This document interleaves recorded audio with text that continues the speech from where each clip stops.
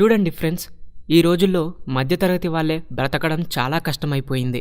ప్రతి వస్తువు రేటు ఆకాశాన్ని అంటుతున్నాయి.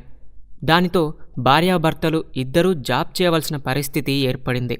కొందరు మహిళలు ఆర్థిక పరిస్థితిని మెరుగుపరుచుకోవడానికి ధైర్యంగా బయటకు వచ్చి మగాళ్లకు కూడా పోటీ ఇస్తున్నారు.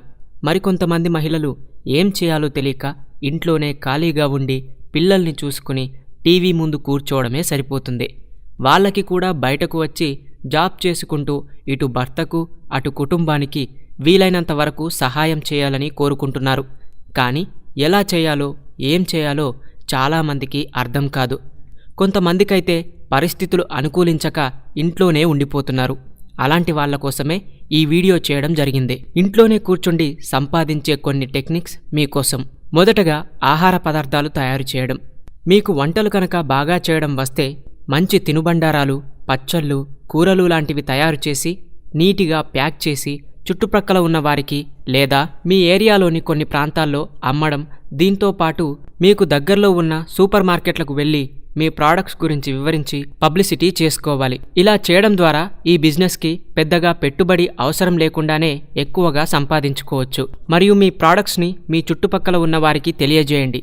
మీరు గనక మంచి క్వాలిటీ మెయింటైన్ చేసినట్లయితే ఆర్డర్లు ఆటోమేటిక్గా పెరుగుతాయి. అలాగే ఇంటి దగ్గర కర్రీ పాయింట్ సెంటర్ను ఏర్పాటు చేయడం.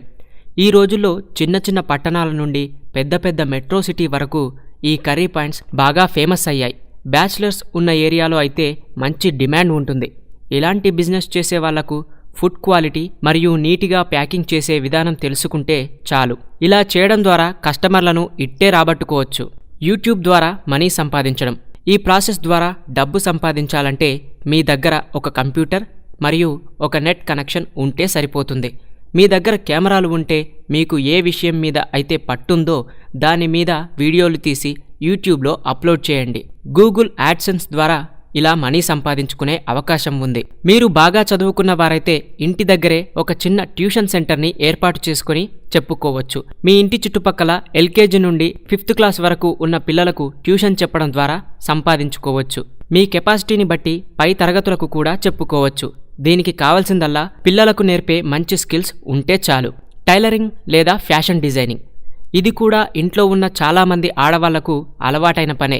ఇదివరకు రోజుల్లో చాలామంది మహిళలు టైలరింగ్ చేసేవారు. కానీ ఈ మధ్య కొంచెం డిమాండ్ తగ్గింది. కానీ టైలరింగ్తో పాటు మీకు చేతి వర్కులు కూడా వచ్చుంటే చాలు. దీనినే ఫ్యాషన్ డిజైనింగ్ అనే పేరుతో పిలుస్తున్నారు. గ్రామాలు, పట్టణాలు, సిటీలలో ఇంటిపాటునే ఉండి ఇలాంటి పనులు చేసుకోవచ్చు. ఇంటి బయట లేడీస్ టైలరింగ్ అనే బోర్డు పెడితే చాలు. అలాగే చుట్టుపక్కల ఉన్న మహిళలను పరిచయం చేసుకుంటే చాలు. ఈ టైలరింగ్ అనేది కూడా మంచి ఆదాయాన్నిస్తుంది. ఫ్రీలాన్సర్గా జాబ్ చేయడం. ఈ రోజుల్లో చాలామంది అమ్మాయిలు డిగ్రీ కంప్లీట్ చేసుకుని ఇంట్లోనే కూర్చుంటున్నారు.